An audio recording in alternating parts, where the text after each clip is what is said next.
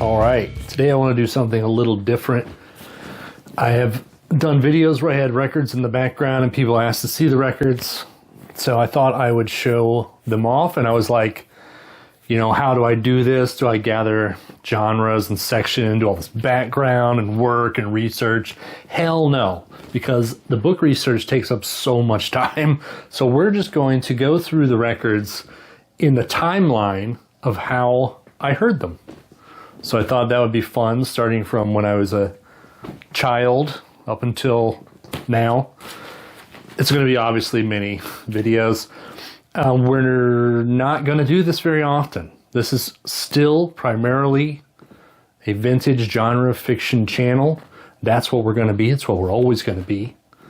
I just didn't want to make a whole new channel to show off records. It's just too much. It's already taken up too much of my time.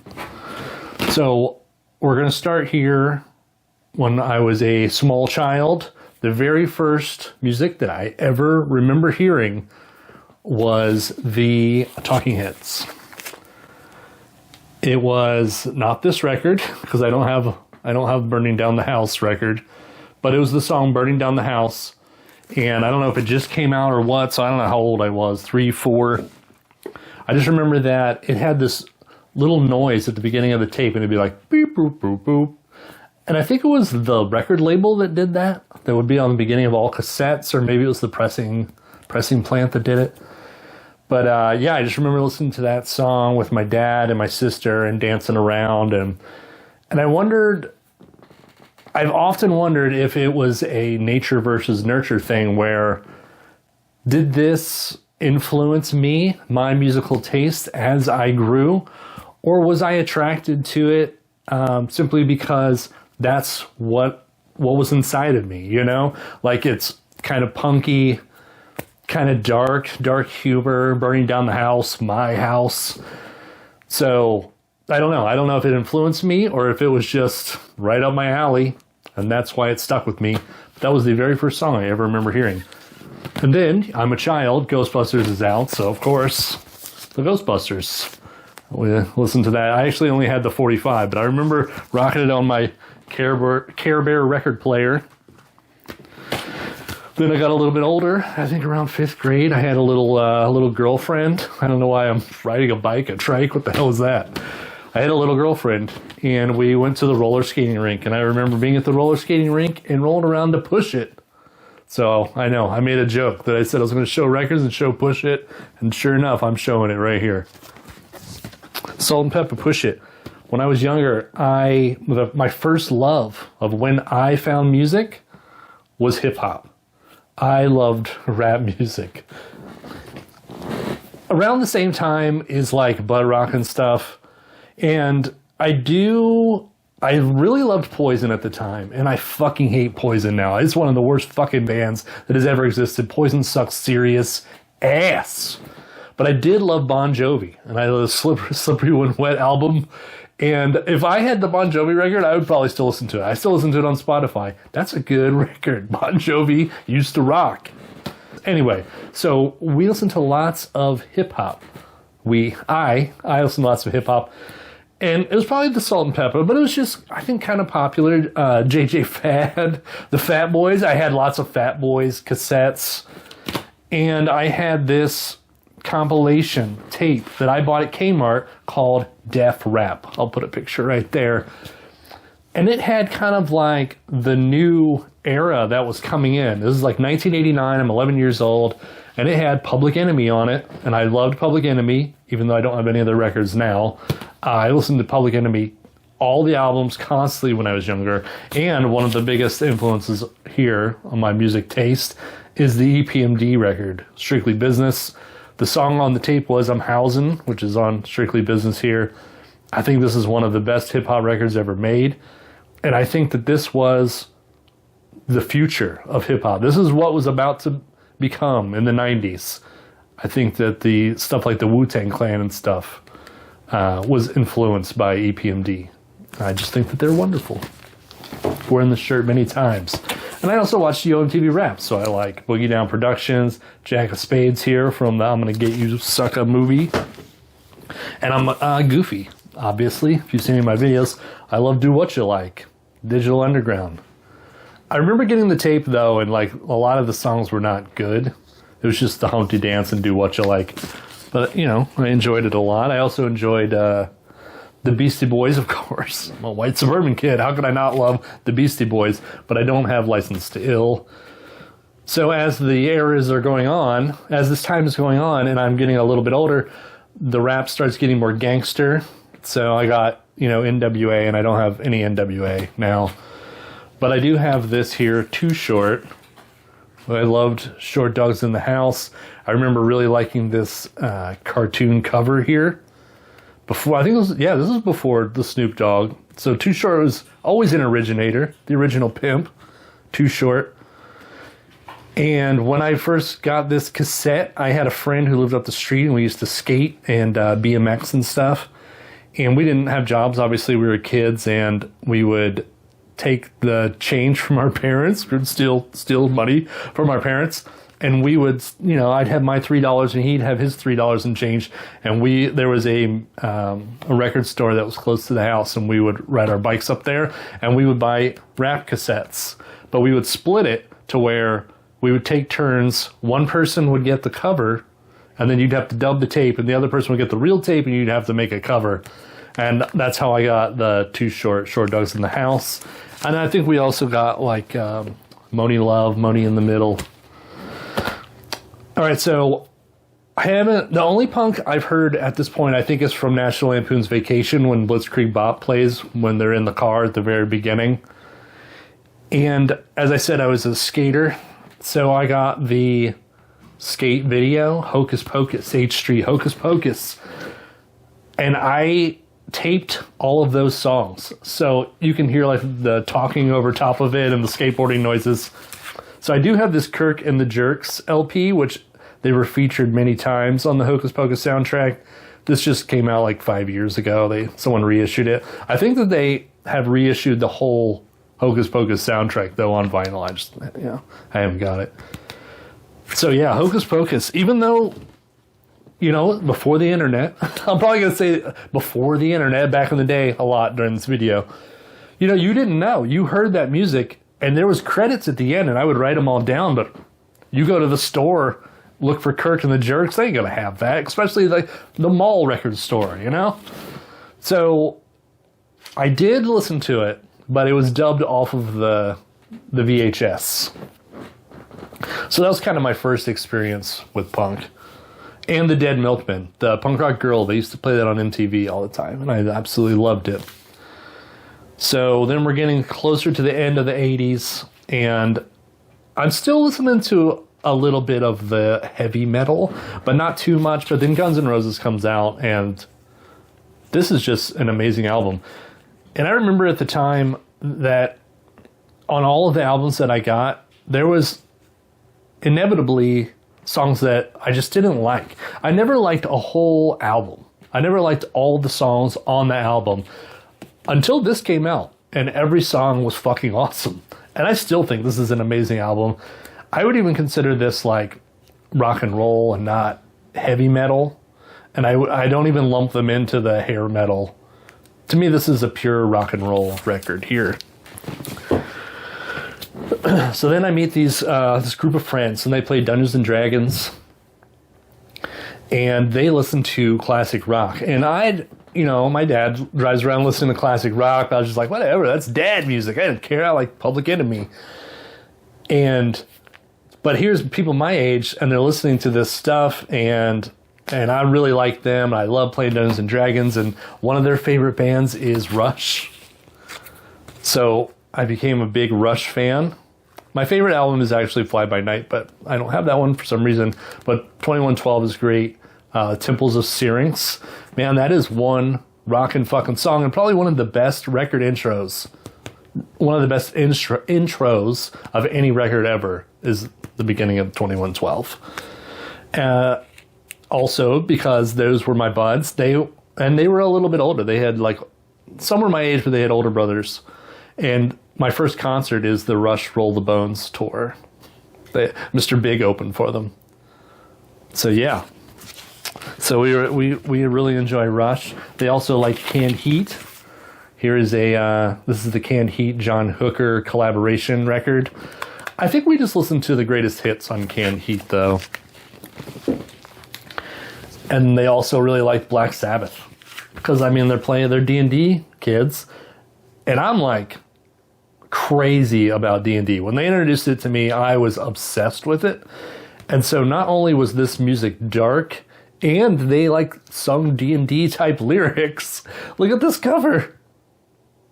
With the witch and the autumn fall and the spooky house. Everything about it was just amazing. Man, Black Sabbath. I don't know what else everyone loves Black Sabbath. I'm not going to go off about it. They also really liked Pink Floyd.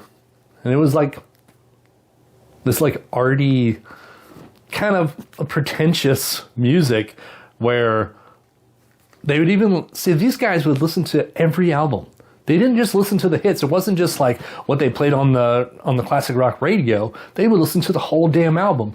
And I think that was really like a positive influence on me as someone who loves music to see like what else are these big bands, what else can they do, you know? And at Pink Floyd, of course, the further you go back, the wackier it gets, and they're like making noises, like grooving in a cave with a pick or whatever that fucking song is. So, you know, it was very eye-opening and kind of expanded my musical horizons. And I love Pink Floyd. Pink Floyd is one of my favorite bands of all time. I have every Pink Floyd record. They also were really into Jethro Tull. This is all in line with D&D if you think about it. It was the minstrels. Jethro Tull was very Renaissance, very medieval. I really like this cover. It's why I picked to show this one. But yeah, like I said, these guys would listen to not just Aqualung, Stand Up. And we also went and saw Jethro Tull, too. We went and seen Pink Floyd, too, when they had the reunion. I think it was Division Bell. And I remember it was in this big coliseum, and someone down the line had lit a joint, and they were passing it just down the line. So this joint would come down, and you'd be like, cooch, and pass it on. It was like, you know, I'm 16. Oh, this is so good, dude. And, of course, we love Led Zeppelin. Ramble on. Gollum and the Evil One. More D&D stuff. It's funny because my dad would listen to it and be like, Led Zeppelin, and I'd be like, this sucks. But then when these kids listened to it, I was like, this is awesome. Also, they listened to The Cult, which is pretty rad because they used to play Firewoman on MTV, and I love that song, but I never checked out any more of it. So these guys had all the albums, all the Cult albums, and I always thought that was weird. I was like, how did these guys even know about The Cult? Because I remember where we played D&D, their family, they lived out like in the rural area. They didn't have cable. They would sit around and watch PBS, which blew my mind. So I was from the suburbs. And AC/DC. You know. This is a cool Australian pressing of Dirty Deeds Done Dirt Cheap, so I just wanted to show that off. Something that I had looked for a long time. So I didn't really listen to metal. I definitely didn't like growl vocals. I hated growling when I first heard it. I said, this is fucking stupid. Later on, I start to understand it and appreciate it and actually like enjoy it. So I think they played me Iron Maiden, and I didn't like Iron Maiden too. I was like, this is cool, but I don't know, it just kind of meanders off. But then we got Judas Priest Painkiller, which I think came out around this time. And this was just all energy. This was so like blazing, all guns blazing. This is one of my favorite albums of all time, Judas Priest Painkiller, and that it really like defined that era, and it made me excited for fast music. This is what I'm looking for. I'm looking for fast music, but this is fancy fast music. This was technical, you know, fast music. And I'm a simple person. I got a simple mind, and I need things to be power chords and dumb. We're not there yet, but we're getting close. The 90s come along. Nirvana, grunge, whatever you want to call it.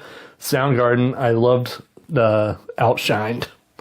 That was such a heavy riff. That was like the heaviest riff that's ever been on the radio at the time. And yeah, I really like this, and the Rusty Cage. And it was so much more brutal than Nirvana. And I did like Nirvana too. Don't get me wrong. This is my era. According to my analytics, it's your era too. We're all the same age. And of course, we liked the Beastie Boys when we were younger. And out comes this Check Your Head, which is like the anthem of the day for the youth. You know, this Beck, I'm a Loser Baby, all that like alternative kind of stuff coming out. I loved it. I mean, it was speaking to me. That's who I was, the target demographic. It's the teenagers. And we had 120 minutes on MTV. So I really liked Pavement. Here, Crooked Rain, Cut Your Hair. Darling, don't you go. Oh, don't sing. I promised myself I was not going to sing during this video.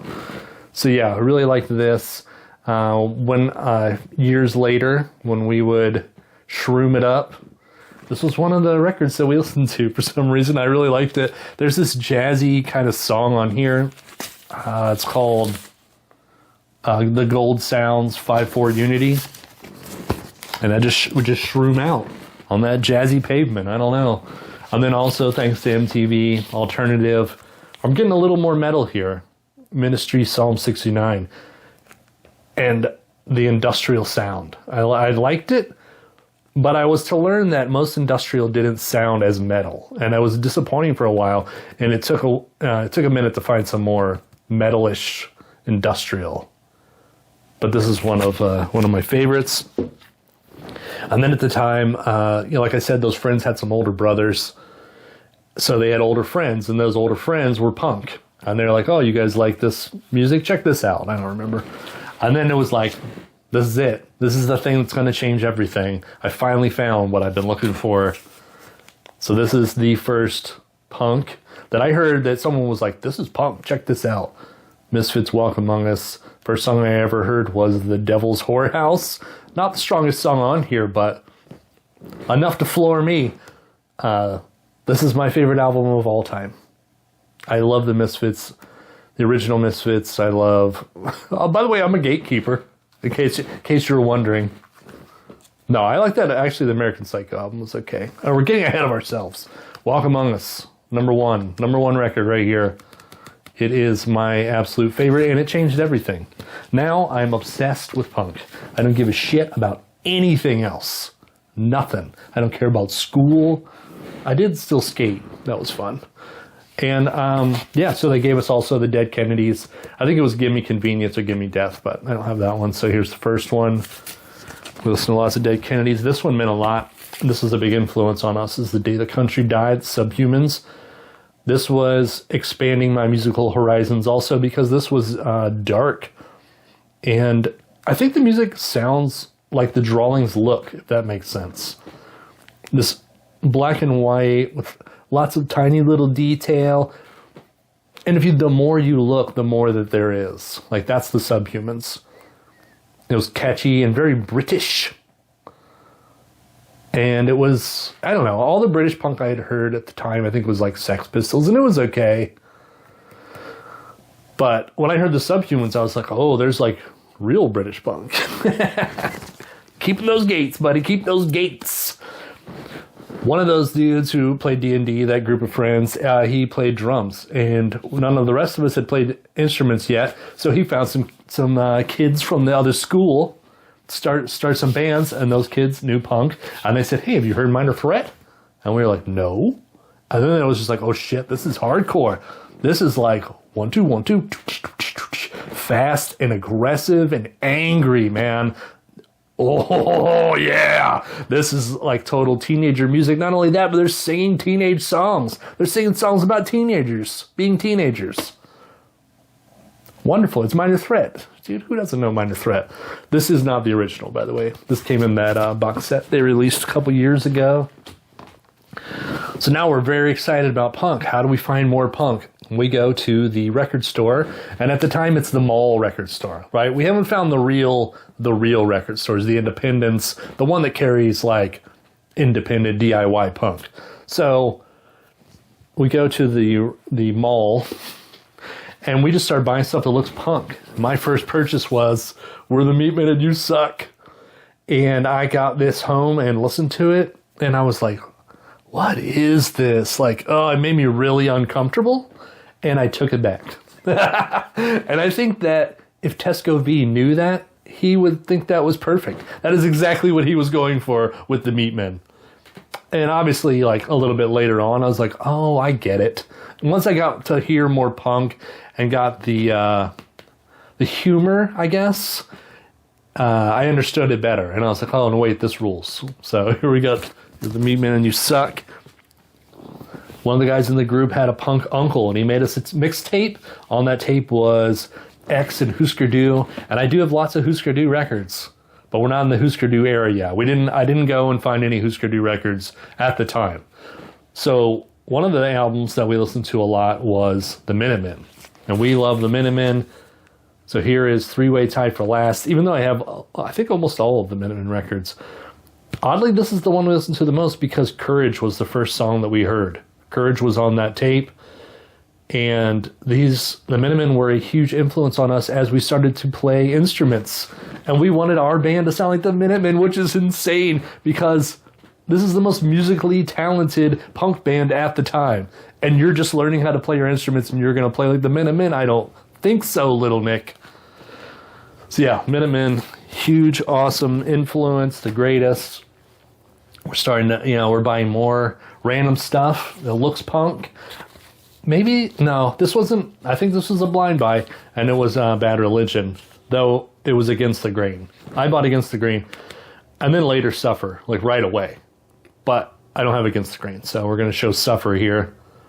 And it was, melodic punk, and it was of our time, too. This is where we're starting to get into stuff that is coming out now. They were making new Bad Religion records in 1991 or whatever. Another random buy was someone else in the group bought Screeching Weasel Boogada Boogada. I don't have that one, so I'll show My Brain Hurts. This is the original cover, which they should have kept. It's much better. So yeah, we were obsessed with Boogada Boogada because we were from the suburbs. We were suburban punk kids, and they sang suburban punk kid songs, anthems about them actually, and it's very relatable, and it's super catchy. It's pop punk. This is real pop punk. You're going to hear that a lot too, as I'm gatekeeping. So this is like, Screeching Weasel, the first pop punk, and also the introduction of Lookout Records. This is when we started to pay attention to, hey, what's this little symbol back here? And then we go through the thanks list. You hear every gray-haired, gray-beard say it. We went through the thanks list. That's how you found the bands. But it's true. That is how you found them. So we would go through the thanks list and start looking for those records. And I believe that's how I found NoFX. But I had Punk and Drbl first. This is Liberal Animation. This is back when they still kind of sounded like RKL. So, yeah, Punk and Drbl was one of my favorite records at the time, especially being a skater. It's total skate punk. And I bought everything back, and I loved it. And then they didn't put out an album for a while, and then when they did, I don't even remember what it's called, but I didn't like it. I know that. I was not into it. So, everything up to Punk and Drbl I like. Keep those gates. And now here comes the last two records. This is going to end this series because this is our first punk show. So the kids in the band, in the other school, they're like, hey, this show's coming up. You guys want to go? Like, hell yeah, a real punk show, right? And it's very cool. This is in 1992. I saw Fugazi. So here's Repeater. I think Repeater had been out for a couple of years. I don't remember what album was out. Maybe Margin Walker. So I didn't really know Fugazi. We knew Waiting Room, and that's it. So this is my first experience going to a punk show. Yeah, it was surreal. I remember so many details about it, like it was just happened yesterday. And you know what's cool is Fugazi recorded almost all of their live shows, and I went and found that show, and I can listen to it. I can listen to the very first punk show I ever went to because it's available because Fugazi recorded it. And opening for Fugazi was 15. Swain's First Bike Ride. This is the first 15 I ever heard. I think on the way to the show, like the guy was like, oh, here's one of the bands that's playing. And I remember he had this boombox in his back seat, and it was a tape, and it sounded so tinny. Like, there was like no bass to this thing at all. And it still kind of sounds like that. But I mean, it's perfect. I'm not complaining. I wouldn't want it remastered or changed in any way. 15 meant so much to me growing up. I used to think that Jeff Ott should be president. I believed everything. Everything he said was just wonderful. All the relationship and the political and the you know, just all of it. It was just so wonderful and inspiring. They had a release later on where I'm sorry if any of my friends are watching this because I've said this story a million times. They have a song later on called 927 Gilman, right? Yeah. 927 Gilman Street.